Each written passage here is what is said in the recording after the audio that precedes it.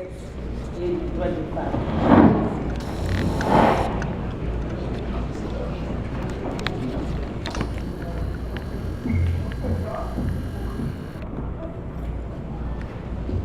En tout premier lieu, nous tenons à remercier notre bâtonnier pour son ouverture d'esprit, qui, sans nous avoir demandé ce que nous pensons, il a pris la décision cette année d'intégrer la dimension de genre, de parler des droits des femmes au niveau du développement social et économique. Vraiment, je pense que c'est une bonne chose et on lui présente nos félicitations.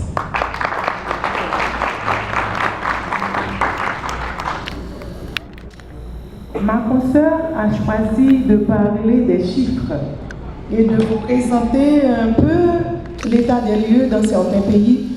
Moi, je m'attelle à voir de préférence les dispositions qui sont insérées dans les engagements internationaux en matière des droits des femmes. Pour ce faire, donc, je vais faire une mise en contexte et je vais vous parler aussi des objectifs que nous sommes en train de poursuivre au niveau du 32e congrès, en passant à intégrer les droits des femmes.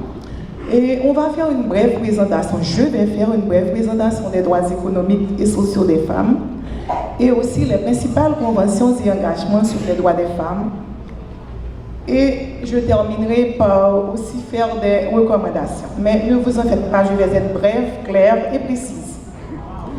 Voilà, comme mise en contexte, nous pouvons dire que contribuer aux échanges et réflexions sur les droits des femmes comme bénéficiaires et actrices de développement, rappeler le rôle des barreaux francophones dans la promotion des droits des femmes, promouvoir l'application des droits des femmes dans l'accès au développement social et économique sont des objectifs qu'on poursuit au niveau de cette présentation. Les droits des femmes font partie des droits humains. C'est l'universalité des droits. C'est de manière intégrale, inaliénable, indissociable. On ne choisit pas de respecter ou de ne pas respecter. On est obligé de tempérer aux dispositions légales. Nous sommes des avocats et avocates. Nous ne pouvons pas être dans les préjugés et les traditions. Nous sommes tenus de respecter les dispositions internationales et nationales. Donc, à ce niveau-là, nous avons les 4 générations de droits, les droits civils et politiques, les droits économiques, sociaux et culturels, droits à l'environnement et au développement, et 4e génération, c'est NTIC, les nouvelles technologies de l'information et de la communication. Quand nous parlons des droits civils et politiques, nous voulons dire que les droits civils sont les droits des citoyens à la liberté et à l'égalité. Liberté de penser, d'agir, accès à l'information, liberté d'exister, d'avoir un nom. Et les droits politiques sont les droits des citoyens et citoyennes de participer à la vie politique de leur localité, de leur société, en votant, en étant candidate ou bien en étant électeur ou électrice. Ça, c'est la première génération des droits.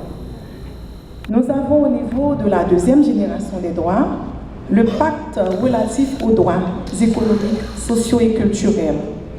Les droits économiques et sociaux offrent au peuple, sans considération de sexe, la possibilité de participer à la vie sociale, économique et culturelle de la communauté.